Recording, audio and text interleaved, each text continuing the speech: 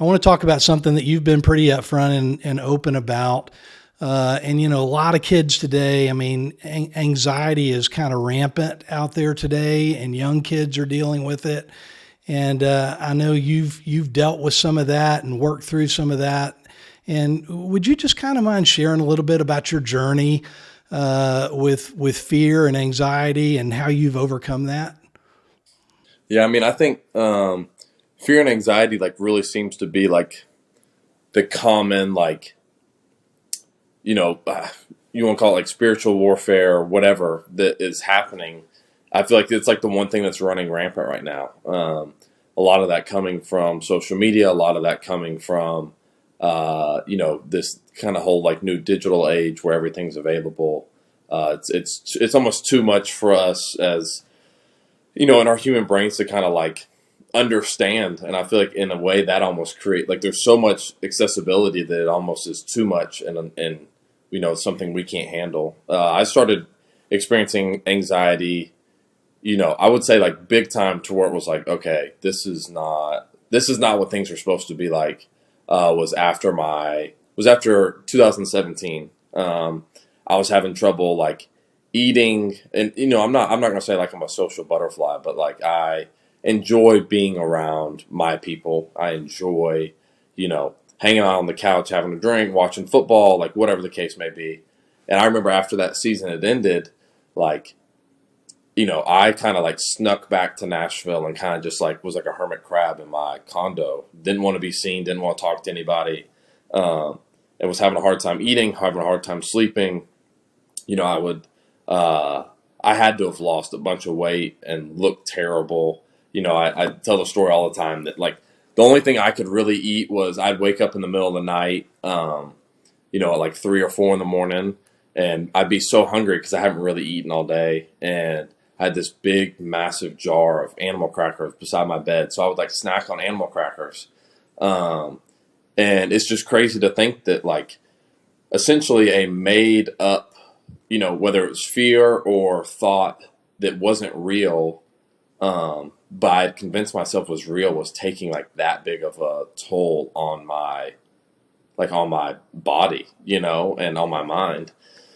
So, I turned to my faith. That was like the only thing that I knew at the time. So I did the faith journey, and it kind of took me out of that hole. I met Mallory at the end of that year too, and like that kind of was, God's way of, sending some saving grace for me. And then in 2019, at the end of 2019, I started working with a guy named Armando Gonzalez, who is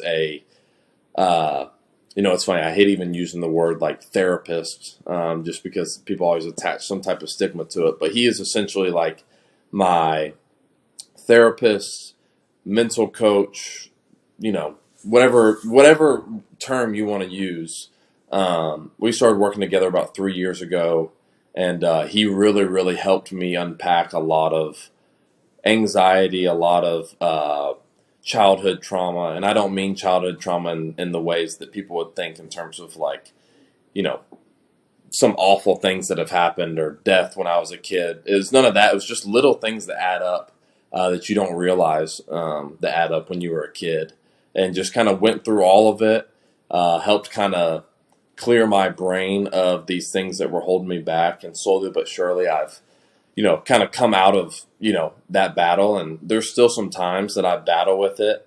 But there's a lot more truth that surrounds, those thoughts and those fears, instead of me kind of diving into my own brain of like, I'm not good enough, or, God's left me alone to handle this myself and all that kind of stuff. So, I'm obviously a huge advocate for mental health. I think we all, have our own battles that we deal with. And the one thing that I'll say too is I've never viewed mental health as like a crutch. I've never wanted to use it as one, because I still feel like as men, our job is to, whether we're anxious or not, our job is to still strap it up every day and like, get things done and make it happen.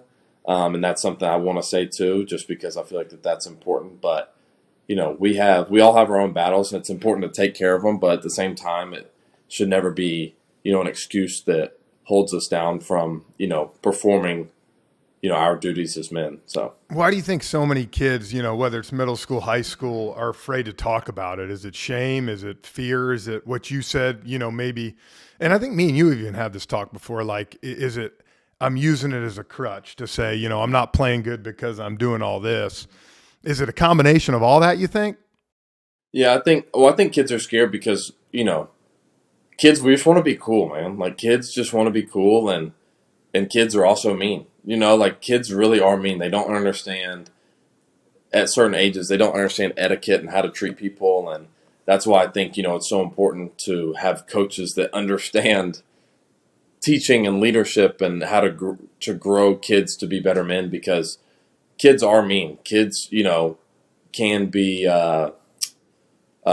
jerks about whatever, and so if you kind of bring up something that is on the cusp of like different, then it's easy to be looked at in a certain type of light. But I will like try and remind everybody too. I think that's we've always said like the enemy thrives in dark places, and so when you just kind of sit in the darkness by yourself and feel that you can't bring it out, then it's just only going to compound. But as soon as you bring it to light, it tends to start to dissolve and go away. But I think, like I said, when you were a kid, like you just wanted to do everything to be cool. You wanted that girl to like you. You wanted to be the superstar on the team. You wanted to make the game-winning shot, and it just is this lie that we tell ourselves that if we have that issue or bring it up, then we're not cool, and it's just not the truth. And the more we can help kids understand that that's just not true, then I feel like you can start to kind of chip away at some of the stigma that's attached to it. Well, I'll just say, thanks for sharing your story about all that, because Yeah. I think, when young kids see folks that they look up to and as people who are successful in areas they want to be successful in, and they realize, hey, they're just real people, and they struggle just like I do, then that really makes a difference. So appreciate you opening up your life on that.